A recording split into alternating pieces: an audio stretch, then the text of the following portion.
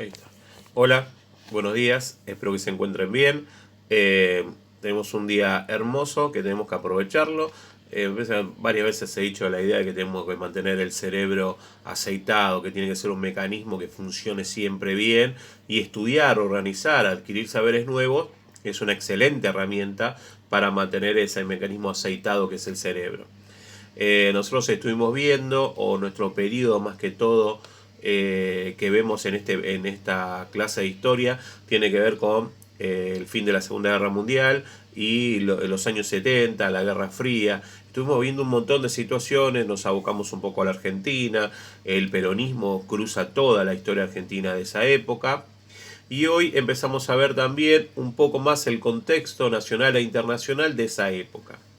Hay muchos historiadores que consideran que desde el fin de la Segunda Guerra Mundial, exactamente el 2 de septiembre de 1945, y hasta la década del 70, año 1973 aproximadamente, se considera que fue una época gloriosa, una época de años dorados, ¿no? Siempre se relaciona al oro con algo bueno. Entonces, hay que considerar esa cantidad de años, 30 años, aproximadamente, como años dorados o años gloriosos. Que en el año 73 hay una crisis económica mundial que perjudica a muchísimos países. Entonces, por eso finaliza la época dorada o de los años dorados en 1973. Entonces, en ese lapso, las finanzas de los países estuvieron muy bien, crecieron mucho, hubo mucha ganancia, mucha producción que contrarrestaba, es decir, era lo contrario al desastre que había hecho la guerra. Es decir, la guerra había dejado a nivel mundial a muchos países en mal estado y estos años dorados había hecho que se puedan recuperar.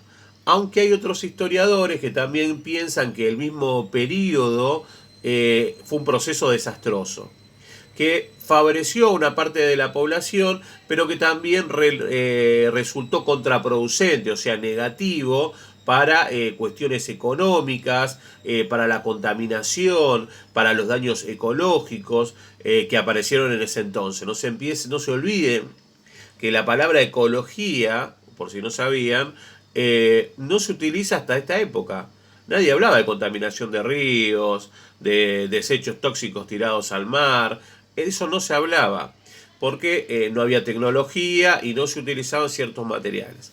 Entonces, tenemos historiadores que consideran que estos 30 y pico de años o 30 años fueron muy buenos y otros que consideran que fueron desastrosos.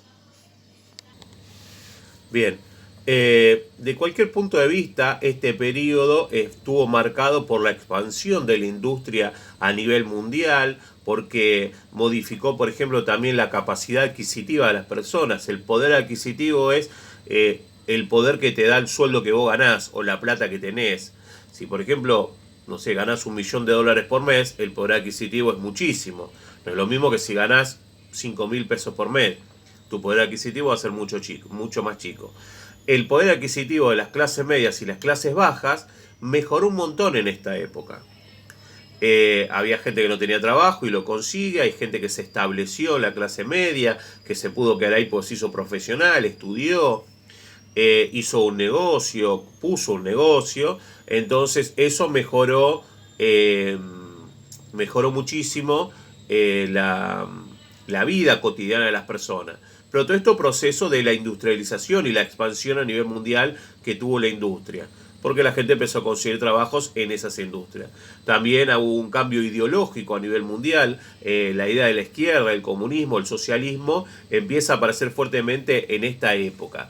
Ahora bien, algo que se hace muy particular de la época es la producción en masa, empezar a producir mucha cantidad de cosas.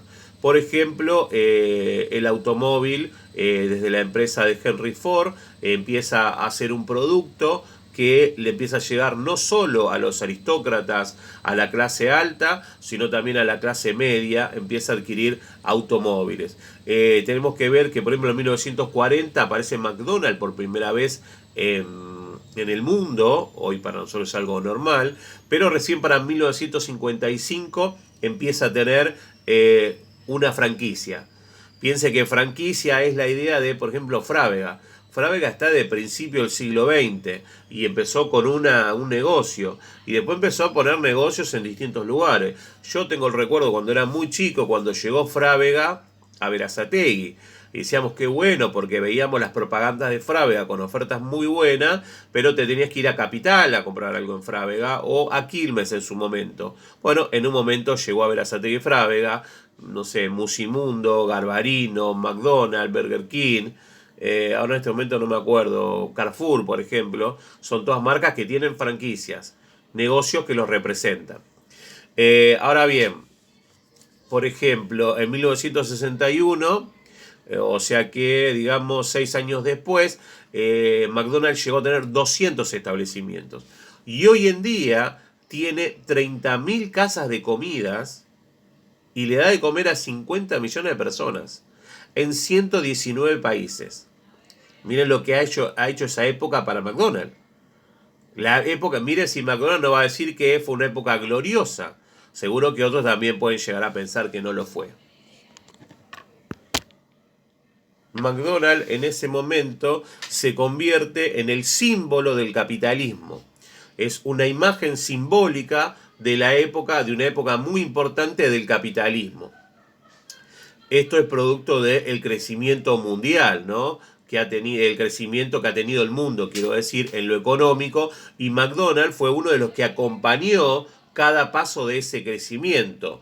McDonald's ha sido criticado toda la vida por su forma de producir, por la forma de relacionarse con sus empleados, por la influencia que tiene en los territorios donde trabaja, donde se asienta. Hay que saber que hay un índice que se llama índice McDonald's, que por ejemplo se averigua cuánto vale una hamburguesa en Estados Unidos y la comparan con lo que vale en un país. Por ejemplo, McDonald's acá hoy debe estar aproximadamente, el dólar acá está casi 100 pesos, ponele, 3, 4 dólares debe valer una hamburguesa para nosotros. Si la hamburguesa en Estados Unidos vale $1 o $2, nuestra economía supuestamente está mal. Entonces miren qué importante que es McDonald's para la economía y para el capitalismo, que hacen comparaciones. Consideran el valor de la hamburguesa en Estados Unidos con el valor de la hamburguesa en otro país y comparan los precios en dólar para ver si la economía funciona bien o no. Eso es parte de lo que ha pasado en esta época gloriosa o desastrosa. Bien, en esta época también tenemos la caída del muro de Berlín, que la frase, la caída del muro de Berlín, seguro ustedes la habrán escuchado mínimamente o se pueden haber visto películas u otras cosas referidas al tema. En el momento que termina la Segunda Guerra Mundial, los aliados, los que logran ganar la batalla, la guerra, se quedan un tiempo en esa zona por cuestiones de seguridad, para ver qué pasa, para controlar también. Entonces lo que termina pasando es que Alemania como país se divide en dos. En el oeste, la República Federal Alemana, y ese lugar era capitalista, y en el este, la República Democrática Alemana, comunista. Entonces ahí Alemania queda dividida. Su capital, que era Berlín, se divide en 4 sectores que estaban controlados por Estados Unidos, Francia, Inglaterra y la Unión Soviética. Esos lugares estaban controlados por ellos, ¿para qué? Para que no surja otra vez el nazismo y no haya otra vez una guerra. Entonces la ciudad de Berlín se convirtió en un hervidero, en un lugar muy complicado para los conflictos, donde había conflictos con mucha facilidad justamente, porque estaba ubicado en un sector muy estratégico para dominar toda la situación. Entonces, estaba muy cercano también a la frontera entre los países capitalistas y comunistas. Berlín era un lugar estratégico, como lo era Alemania, y había que controlar que no pase de nuevo lo que ya había pasado. Bien, ahí les voy a dejar una actividad, lean un poquito, ya tendría que haber leído ayer, si no lo leen hoy, hagan la actividad. Cualquier consulta, no duden en escribirme. Espero que tengan un día glorioso y no tenebroso. Chao.